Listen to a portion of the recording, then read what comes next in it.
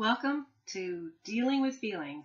Today we're going to have a special guest, Kimberly Mullins, and she's here to work on helping me understand what it is the characters are doing in books and the feelings they have. So here is the book, Friends. The Friends and Family Connection Get Unplugged.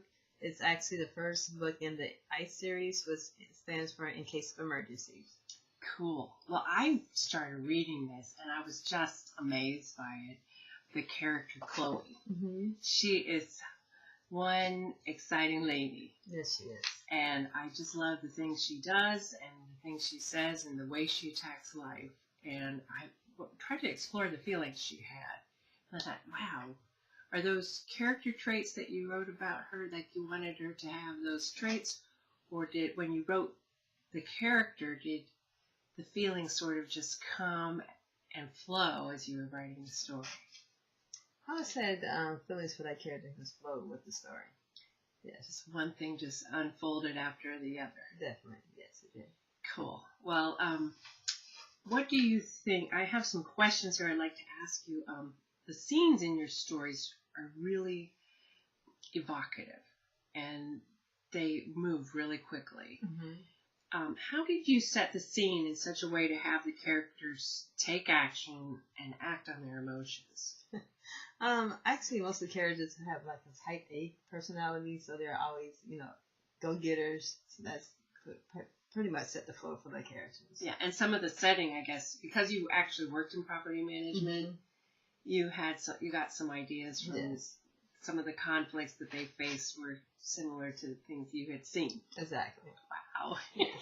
So it puts you right in the story. Yeah. Yes. Was this by choice? Did you want to set up certain conflicts to make the story move ahead, or did those things? Sometimes when I'm writing, I find that something just kind of unfolds from one thing to the next. Right. But yes, I wanted to keep you on your toes.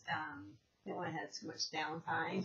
Yeah. So I wanted to keep it moving. Just not conflict after conflict, but it's nice to see that, when you think it's all smooth and everything's going on fine, then something else pops up. Yeah. Do you feel the characters' emotions, were the same? Like, did it when different people read your books, mm-hmm. do different people come away from the book thinking about Chloe's feelings in different ways? Yes, definitely do. Some feel like, she's a go-getter. Others maybe think that she might be a little ruthless. Okay. Insensitive. Some feel just the opposite about her. Do you think, different people, it'd be interesting, when you get comments on the book, does it kind of tell you a little bit about the people? If it's an interesting... Yes, it does. It tells me a lot about them. Yeah. Yeah, how they interpret it. Yes. It must be fun. Yes, definitely. Have different readers... I already asked you that question. When you wrote the characters of the sisters in the real estate office, I felt you did a really good job mm-hmm. of making them catty and unsympathetic. So I felt like this ickiness toward them. Right. And how did you get these characters? Actually, I did work in a property management company, so some of the personalities, I might tweak them just a bit to fit into the story, so I use a little bit of their personality. Yeah. And add a little extra. Give them a little bit more spice, right. Make them worse than they really are in real life. Definitely. Yeah.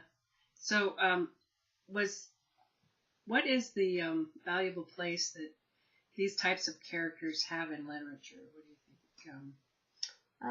I think that these particular books give women more value as far as being like the hero in literature, where you don't see too much of that. Actually, It's funny you mentioned that. I just saw. Have you heard of Captain Marvel, the movie? Yes. We just saw this past Sunday. It was amazing. I don't want to give that movie away, but yes, there's some female heroines in that one. It was We need more strong women. Exactly. As role models. And it's actually Women's History Month too. Oh wow. Yes. So yeah. So we'll have to make sure we put it in the tagline of the video. Yes, definitely. Strong women. Yes. Yeah, I like that about Chloe. What is the value of exploring emotions on the written word that when you value is exploring emotion. It gives you actually helps the reader connect with that character. You know, if you see these emotions in that character, you might be able to relate to them in your own day-to-day life. So basically helps you connect. And I noticed in your writing, you tend to kind of set the scene in a way that you kind of feel for Chloe.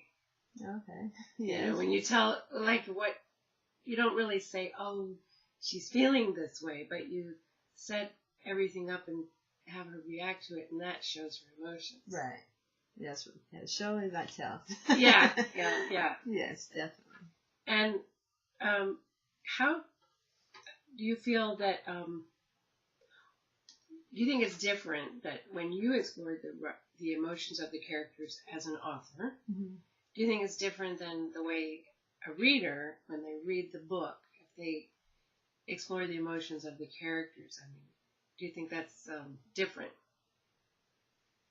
I think so, because when I'm writing it, you're like involved in that character, like almost like you are that character at that point in time. So yeah, so they see it from a third person point of view. You know, they like see it from a distance, like they're on the outside watching, where you're all into the character. Yeah. So yeah, I think it makes you, for me, and when I write, after writing books and getting into the characters, I think it makes you a more a deeper person in a way, because you're exploring the emotions of somebody else. Right. Yeah. That's a good way Yeah. good way to put it. You're right. Yeah. Yeah.